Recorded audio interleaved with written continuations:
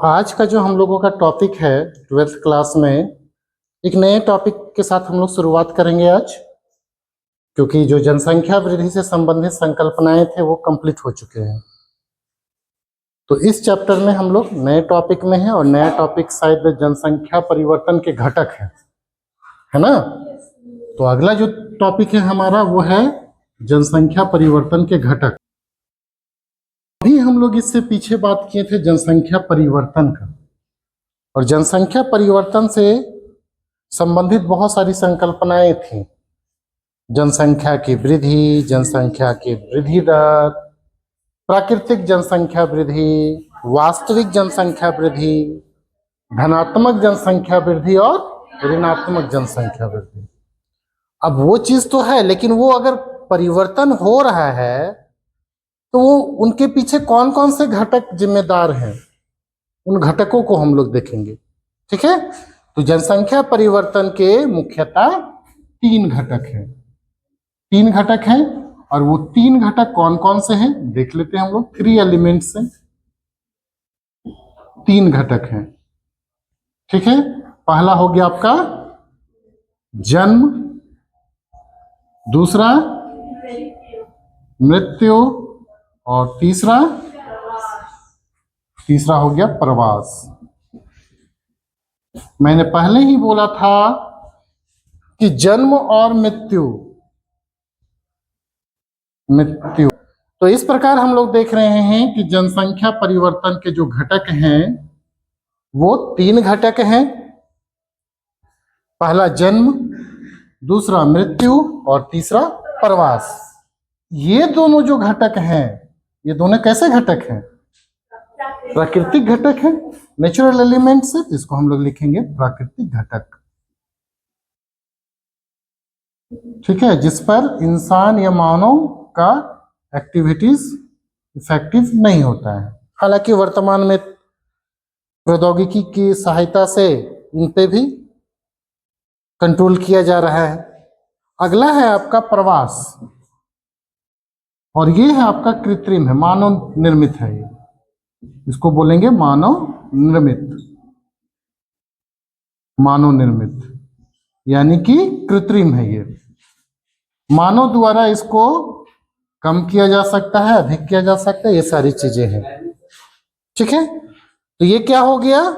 ये प्राकृतिक घटक है और ये कृत्रिम घटक है। पूछा जाएगा जनसंख्या परिवर्तन के घटक कितने हैं, तो 3 घटक हैं, जन्म, मृत्यु, प्रवास। ये हम लोग खुद से बनाए हैं समझने के लिए। आपके एनसीईआरटी में बस 3 घटक का जिक्र किया हुआ है। क्लियर है? तो आगे हम लोग बात करेंगे कि जन्म क्या है, मृत्यु क्या है, प्रवास क्या है। इसी पे आगे जो कक्षाएं चलेंगी, इसी पे सारे चीजें हम लोग बात करते रहेंगे। ठीक है, तो इसको आप लोग पहले बना लीजिए।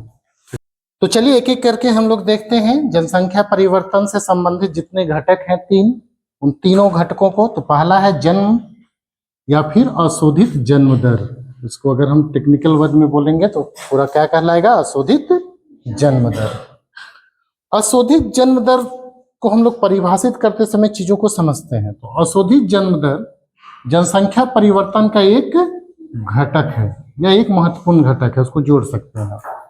एक महत्वपूर्ण घटक है जिसको, यानी कि अशोधित जन्म दर को क्या किया जाता है, तो प्रति 1000 स्त्रियों द्वारा, है ना, कोई भी क्षेत्र है उस क्षेत्र में प्रति 1000 जो 1,000 की स्त्रियों को बांट दिया जाता है। प्रति 1000 स्त्रियों द्वारा जन्म दिए गए कैसे बच्चों को, जो जीवित रह जाते हैं, है ना, जो जीवित रह जाते हैं, तो जन्म दिए गए जीवित बच्चों के रूप में व्यक्त किया जाता है। इसको दूसरी तरह से इस तरह भी परिभाषित कर सकते हैं कि अशोधित जन्म दर से तात्पर्य किसी क्षेत्र विशेष में प्रति 1000 स्त्रियों के द्वारा जन्म दिए गए जीवित बच्चों की संख्या से व्यक्त करते हैं। समझ रहे हैं चीजों को? उसको भी आप लोग लिख लीजिएगा, दूसरे एंगल को भी, है ना। इसे निम्न सूत्र द्वारा गणना की जा सकती है। कैसे हम लोग इसको गणना करते हैं उसको देख लेते हैं। ठीक है, तो सूत्र कौन सा है आपका? ये वाला भाग। ये फॉर्मूला है। ध्यान रखिएगा, ऑब्जेक्टिव में 4 फॉर्मूला दे देगा और पूछेगा इनमें से कौन अशोधित जन्म दर को व्यक्त करता है। तो अशोधित जन्म दर इज इक्वल टू किसी वर्ष विशेष में, कोई एक वर्ष ले लिया जैसे 2025, किसी वर्ष विशेष में जो जीवित जन्म हुए किनके द्वारा, प्रति 1000 स्त्रियों के द्वारा, प्रति 1000 स्त्रियों के द्वारा जो जन्म हुआ उनका, और उस क्षेत्र के मध्य वर्ष की अनुमानित जनसंख्या। मध्य वर्ष का मतलब जैसे 2025 आया तो उसका हम लोग माध्य निकालेंगे कि बीच वाला जुलाई अगस्त का जो पार्ट आता है, जून जुलाई का महीना, तो उस समय अनुमानित किया जाएगा कि जनवरी में इतना है तो वहां पे उतना कितना होगा संख्या, जनसंख्या। तो अनुमानित जनसंख्या मल्टीप्लाई 100। 100 क्यों कर रहे हैं कि जीवित जन्म कौन दे रहे हैं, स्त्रियां ही दे रही हैं, तो उसको, और कुल जनसंख्या वहां का उस क्षेत्र का होगा, तो उससे निकल जाएगा तुम्हारा उस क्षेत्र का क्या, अशोधित जन्म दर। जैसे अगर हजारीबाग का हम अशोधित जन्म दर निकालना चाहें 2025 का, तो सबसे पहले हम लोग जितने जन्म लिए गए बच्चे प्रति 1000 स्त्रियों में उसको लिख लेंगे। मान लीजिए 10,000 बच्चे लिए, ठीक है, और उस क्षेत्र का जून में कितना पॉपुलेशन हो सकता है तो उस पॉपुलेशन को लिख लेंगे, मल्टीप्लाई 100 कर देंगे। जितना कैलकुलेशन करने के बाद आएगा तो वही हमारा हजारीबाग का अशोधित जन्म दर कहलाएगा। ठीक है, तो जो सांख्यिकी विभाग जारी करती है ना, शिशु गणना होता है, आपके आंगनवाड़ी सेंटर हैं, वहाँ के सहिया लोग होते हैं या फिर बीएलओ के द्वारा जो कराया जाता है, ठीक है, तो यही प्रक्रिया अपनाई जाती है अशोधित जन्म दर को निकालने का, यही फार्मूला इंप्लीमेंट किया जाता है। ठीक है, तो हम लोग क्या है, व्यवहारिक जीवन में हम लोग पढ़ने के कैसे इंप्लीमेंट करते हैं, इसी तरह चीजों को करते हैं। ठीक है, अब बारी है अशोधित मृत्यु दर की, तो हम लोग अशोधित मृत्यु दर को भी देख लेते हैं। तो देखिए, नेक्स्ट जो जनसंख्या परिवर्तन का घटक है वो है अशोधित मृत्यु दर।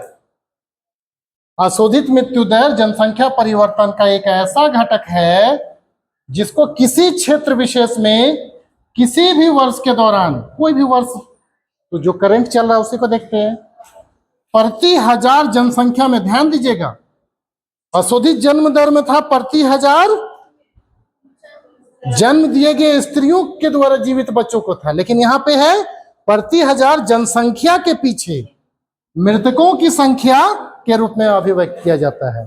प्रति 1000 जो पॉपुलेशन है उस क्षेत्र का, उसमें कितने लोग मरे उसको दिखाया जाता है। इस प्रकार अशोधित मृत्यु दर क्या कर रहा है, किसी क्षेत्र के मृत्यु दर को मापने की एक सरल विधि है, और जिसे हम निम्न फॉर्मूला के द्वारा स्पष्ट कर सकते हैं। ये इसका सूत्र है। ठीक है, सूत्र है अशोधित मृत्यु दर बराबर किसी वर्ष विशेष में मृतकों की संख्या बटे उस वर्ष के मध्य की अनुमानित जनसंख्या मल्टीप्लाई बाय 100, यानी प्रति 1000 जनसंख्या पर उस क्षेत्र में कितने लोग की मृत्यु हुई, वही दिखाता है अशोधित मृत्यु दर।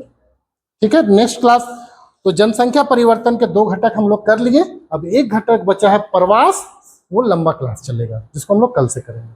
ठीक है।